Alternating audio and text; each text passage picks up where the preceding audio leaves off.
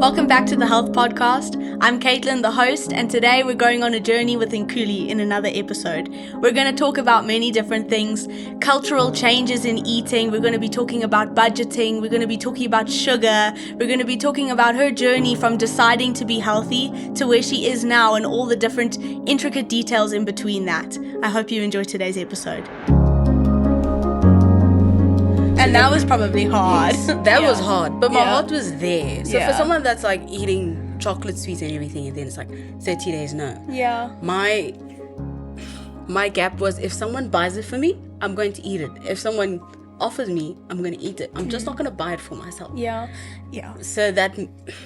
I think that's the hardest part. Is the hardest part is to decide that I'm gonna do Yes, this. exactly. You know? Yeah. So Yeah. that was my decision, and then that made it kind of like, okay, I'm doing it. So now that the 30 days came, Yeah. I was like, okay, it's just something a bit extra. Yeah. But But when you'd already it's- given the first. Exactly. Yeah. But after it's over, I'm not sure I'll be 100% no sweets. Yeah. No. I still like chocolate. Okay. Like yesterday, I actually went to the store and I was like, I really want a biscuit. Like, I just want Just cookies. want a biscuit. And I looked at all the ingredients. I'm like, oh, no. And I tried to get the gluten-free. It has all bad chemicals. I'm like, what am I supposed to eat now? Yeah. Am I supposed to... Make my own? You can make your own, but Yeah. sometimes it doesn't taste as good. Yeah. You just want sugar. It's good. I understand. We're on a health journey. It's one step at a time, you know? Yes. And so, like, that is the hardest step is to decide that I'm going to do it, you know? And you've done that, Yes. which is amazing. But I wanted to hear about the challenges from that. So, from all the steps after that one. I don't have much flexibility when it comes to food and convenience, if that makes sense. I mean, I'm now living with my family, so I have to adjust to making food for one or making food for five, but it's only one person, so it lasts maybe 3-4 days. Now it's like making food for five, but it's only lunch and dinner. And then it's always thinking on the roll. When you get home, it's like, okay, now what are we going to eat? Now what are we going to eat? And I think that's the hardest part for me, is figuring out what am I going to eat the next day. And it's not always convenient. I can't go to the store and say, you know what, today it's pizza. Yeah. It's kind of like, today I have to make something. Yeah. And even if you're feeling tired, you still have to make something, you know? How is the family doing with jumping onto this? Have you found that that's been a challenge of you and your dad are doing it, but maybe your sisters don't really want to, or your mom doesn't want to? I know you do a lot of the cooking. Yeah. But how has that dynamic been? Has it been difficult? Has it been... So now everyone is on it, but on their own level. Okay. So for instance, we can only eat sourdough bread, but my sisters are like, no, we're not doing that. That doesn't taste good with jam or peanut butter. Yeah. And the adjustment to their taste buds. So they do what they can. And then my sister hates brown rice. Like, I know that's a strong word, but she will not. And lentils and chickpeas. Okay. She's like, please don't feed me that. But a salad she'll have. And then if I cook brown rice, and then I'll make her some basmati rice or any type of white rice. And then she'll have that with whatever we're having. So Okay. she's kind of like, please work with me. And I understand. If I had room to work with, I'd probably not eat brown rice. Yeah. Definitely not. That's quite amazing, though, that they've made that decision that they're going to jump on so easily. Because I think it can be, like we said, that's the hardest part. It is. Yeah. It is. It really I don't is. think my sisters have much of a choice. I guess when your dad's doing it, you don't. It was actually my mom. She's like, we're doing this. Oh, I was good. like, okay, yes, we're all doing this. Yeah. And yeah, it does make it easier though for me, Yeah. because I'm the one cooking. I don't want to cook 4 different meals. Let's Yeah. just make one, and then if you don't eat this rice, I'll make another one. That's just one substitute. But making 4 different substitutes, I wouldn't be able to do that. Yeah. Yeah. How have you felt that the nutrition and your training and how they go together? Because the last time we had a conversation, you said that you were along the lines of the training already, Yeah. and you were excited to put in the nutrition. How has that been? Has it lived up to what you thought? Has it been better? Share that with me. So I'm really enjoying feeling light. Like, I can eat dinner and not worry that the next day if I run, I'm going to feel heavy. I mean, we had nachos on Friday night. Yeah. And usually if you put anything in everything, the next day I usually struggle. The first, like, 10 minutes of the run is heavy. But now I can go out and I'm really, really light. So that's my favorite part about the nutrition, is knowing that tomorrow I can wake up and feel light and run and enjoy my run and not have to deal with whatever junk I ate the night before. Yeah, amazing. And I mean, have you experienced that you have better recovery, or your runs feeling better, other than just feeling light? How is the quality of your sessions? Do you find that they're a little bit better? Or They're much better. I think also having more energy during the run does make it much better. Then you're not fighting your body and your mind and your energy, but you can kind of balance it, because I don't know if food helps your, can I say, your mindset, but if your body feels great, then you can just deal with your mind only and not have to deal with both. Exactly. Yeah. And like, you get to the end of the day, have a little bit of a slump at a certain time, whether that's just after like morning, I don't know, coffee time, 10 o'clock or so. Yeah. Have you been feeling that slump, or has the nutrition actually brought you past that? How have I guess my question is, how are your energy levels in general? It's actually done a bit of the opposite for me. Okay. Like, I feel more of a slump. I don't know if it's because of the detox at the moment. I mean, it's only the beginning of, we're getting into week 3 at the end here. Yes. So I feel a bit more tired. Like, after a while I can feel, okay, I'm feeling a bit exhausted. Like, I'd have peanut butter and apple, but now I can only have the apple. So that does affect the way I move around. I like tea with my sugar. Now I have to deal with tea without sugar. So those things do have, at the moment, are having a bit of a negative effect. But for my running and waking up in the morning, I do feel great. But I do get a bit of more of a slump. It's okay. Yeah. Yeah, it's interesting that if you had to say it was your sister and you're giving your sister advice into jumping onto this healthy lifestyle, what advice would you give her? I tell her, start small, and then don't start with something you kind of, I don't want to say addicted, but you eat a lot. Yes. So, for example, my sister loves sweets more than I do. So I wouldn't say cut out sweets completely. I'd say if you eat 2 packets, maybe eat 1 only for the day. Start small. Because if you go in hard, you get tired quickly. You also get bored quickly, and it doesn't last long. Okay. No. Yeah. Another question I really want to ask you is how do you get to the point where you get to the end of yourself of, I want to have this journey. I want to start a health journey. How did you get there? The beginning of my story is not the most glamorous, but I remember sometime July, August, I started feeling not confident with myself. But that was because I got not comments from people, but questions about themselves. They'd come and go, I think this will be a hard one for people to take, but they'd say, do I look fat? And then it's like, this person's like probably 3 sizes smaller than me. So if they feel like they look like that, how do they look at me? And that used to hit me hard. And I go home, I'm like, maybe they are just looking at themselves. But for me, if you come and ask me that question knowing that I am bigger than you and you're finding confidence in my words, how do you see me? Are you asking me because I'm your friend, or you're asking me because you want to feel better about yourself? So that's how it started. It's not a good way to start, but that's where it came from. And then I wanted to be confident in myself. And I started seeing that the only way I can be is to probably lose weight. I was like, okay, I'll do it that way.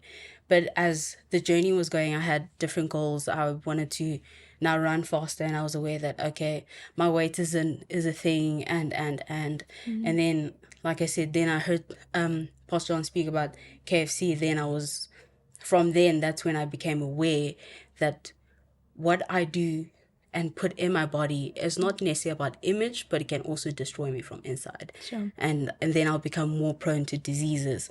So that's when the real heart switch, like deep inside, that changed. So it did not start very glamorous, but then it got to that. Yeah. Thank you for your honesty. Wow, that's a big thing in Nkuli. It's such a pleasure. Yeah. No. Sure. It's been a good journey though. Yeah. Definitely. Praise the Lord. Yeah.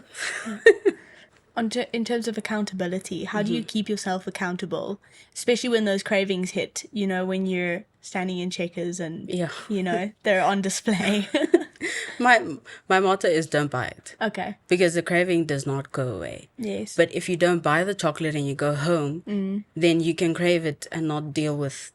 You don't have to fight with yourself and say, I'm not going to eat this chocolate. It's not there. So crave it, but it's not there. Yeah, it makes it a bit easier. So just don't buy it. Yeah. And are there foods, like you were saying you ate Albany bread and stuff like that, do you find that you crave those kind of things? Or have you got the substitutes now? So the sourdough is fine because I eat lots of savory breakfast, so the taste is not weird. I know one thing that I did crave a lot last week was chocolate. Okay. So I got cocoa-covered almonds. That did help. Okay. But I still want the sweetness, but it did help a bit. Yeah. I come up with my own recipes so that it's not as expensive. Okay. And we try and... I've only tried, I think, 3 recipes from the actual program because sometimes getting everything there is not what I have in the house before. Yes. So rather if I have potatoes and other vegetables, let's just make that. As long as it's healthy, I'll buy the oils, I'll buy maybe the mayos if I like mayos, but there's no need to buy those different recipes every single day.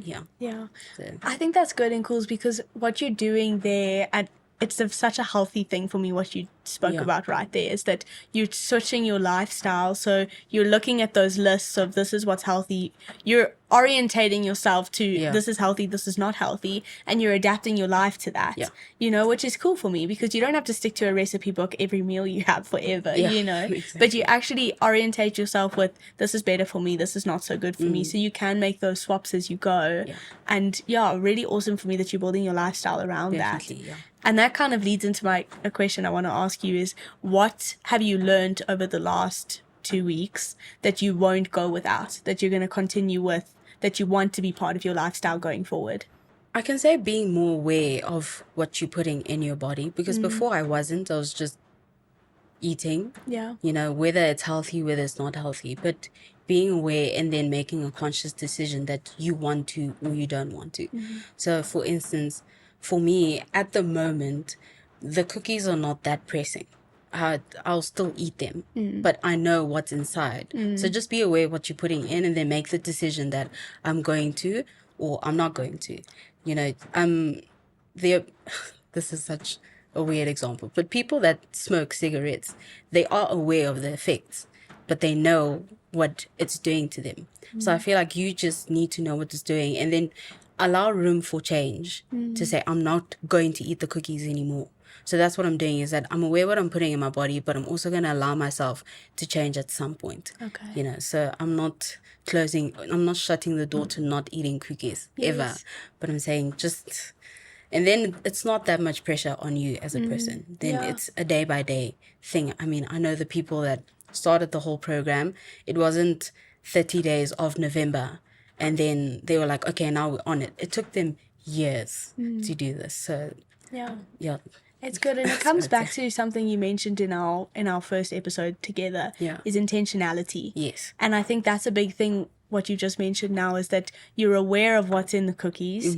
You're aware of how that fits into a healthy lifestyle, and you can be intentional about saying, okay, this thing's happening now, I'm going to have the cookie, but it doesn't mean that every day you're having multiple cookies, Exactly. I mean, it's a good example, whether you're in, I don't know, you go out to dinner with friends and it's a friend's birthday and you're having cake or whatever, you can have that cake, but you know how that affects your lifestyle. You build your life, you've built your life already, so something like that happens and you continue the next day back on track.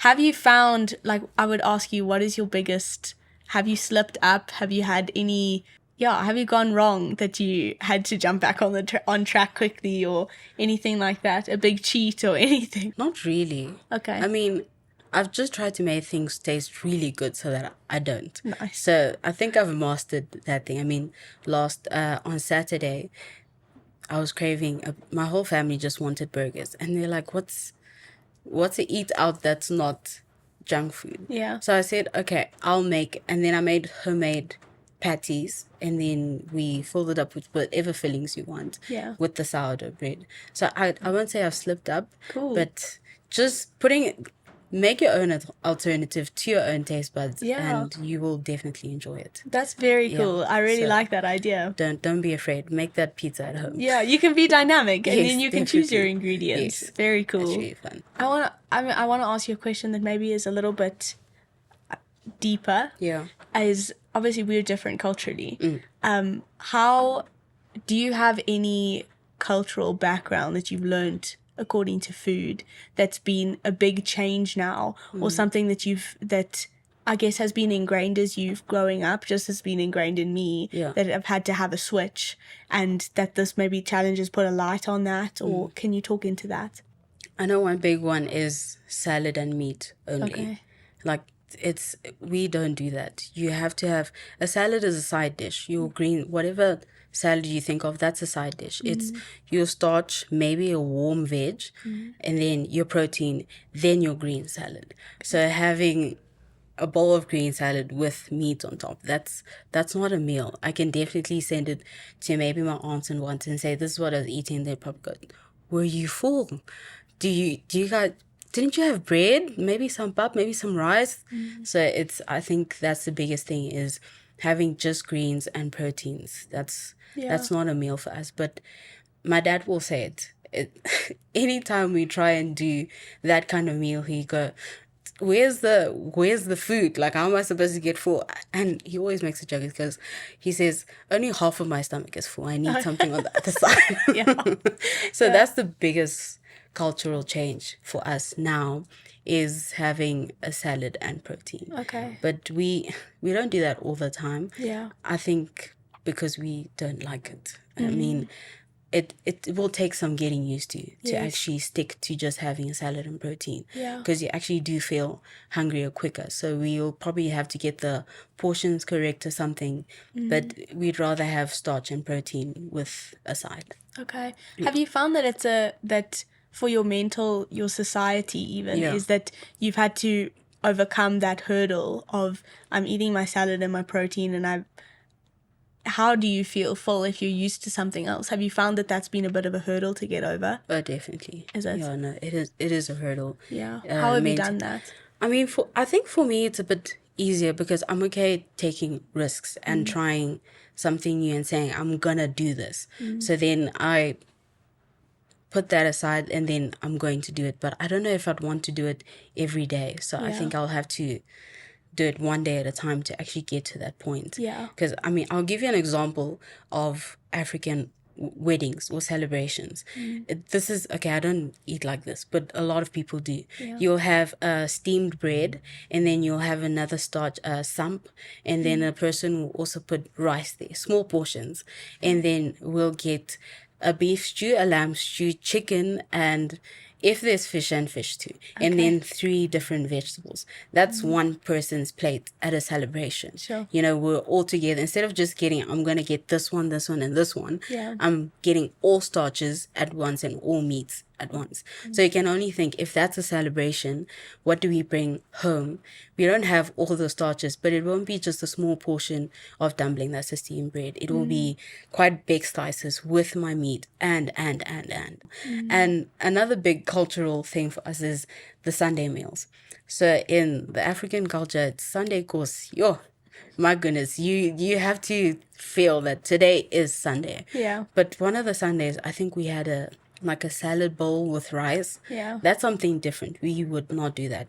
Our meals are mostly hearty, rice, some stew, or dumpling and some stew and some vegetables. That's a Sunday meal. So salad with rice and meat, that's not a Sunday meal. So that's another cultural.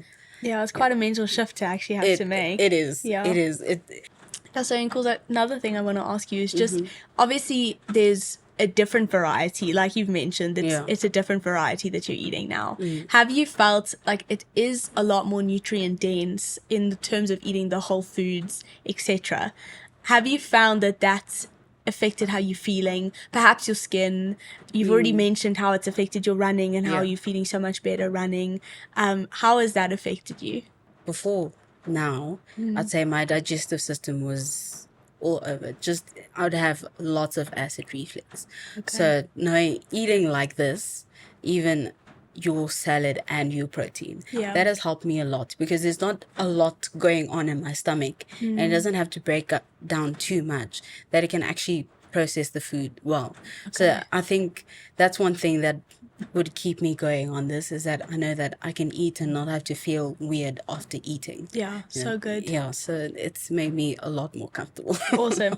I think that's also where those adjustments come in, is although it's hard in the initial phase because you may have been set in different ways, been doing other things, and also grown up a certain way, because you have almost an emotional attachment, I think, to the way that you've grown up. Yes. And now you have a switch that you really have to be intentional about. Yes. And I mean, we've spoken about it, that when you begin a decision like that, it's quite difficult in terms of there's a lot of energy you need to put into it before it gets off the ground and becomes simple, That's true. And you're really in that position now of the energy's built up, and you're on that trajectory to be soaring in this new lifestyle. Definitely. But that's what's interesting for me, is that there's so many positives to it, that you just make that switch, just like you did to choose to become to be on this journey of health, exactly. That you make that decision and you start to feel the benefits. And it's exciting for me that it's only been 2 weeks and you're already feeling those kind of benefits to it, that it makes it, although it's difficult, the journey to get here, it makes it worth it. Have you found that? Yes, it's definitely worth it. I'm really enjoying it. The effects on my body are not bad, despite the energy, and it's not like my energy drops the whole day. It will just be for a little bit. Yeah, but and perhaps there's a food that you need to add in there somewhere that will help. And then that's the thing, is that you need to, it's a day by day thing. You learn that, okay, this works for me, this doesn't work for me. Maybe I need more water. Maybe I should not eat that much at this time. And it's a learning opportunity every single day. And I guess for me, it's building different cultures. Even in my family, I think we are very keen on having your salad on a Sunday type of meal, and not just having your hearty meals every single time. So I know that we are willing to change, but that was just something that we learned. And I think for me and my children, it will be a different type of story. Wow, that's cool. That is amazing. I think to have such an experience with it so far, that you're choosing to change for the future is amazing for me. Wow. Well, thank you, Nkuli. Thank you for being on this episode with us. I'm looking forward to touching base with you again. We're only in the middle of the journey, so we're taking the next steps, and I'm looking forward to it. Me too. Yeah. Thank you. Thank you. Thank you. Well, I hope you enjoyed that episode as much as I did. Really looking forward to this journey of Nkuli's. But you should really check out our social media content. We've got a bunch more episodes, bunch more content on there, all the behind the scenes details. You should go have a look. Also, if you're not yet a Health Exchange member, check out their website. Really awesome membership deals that you can get there. See you next time.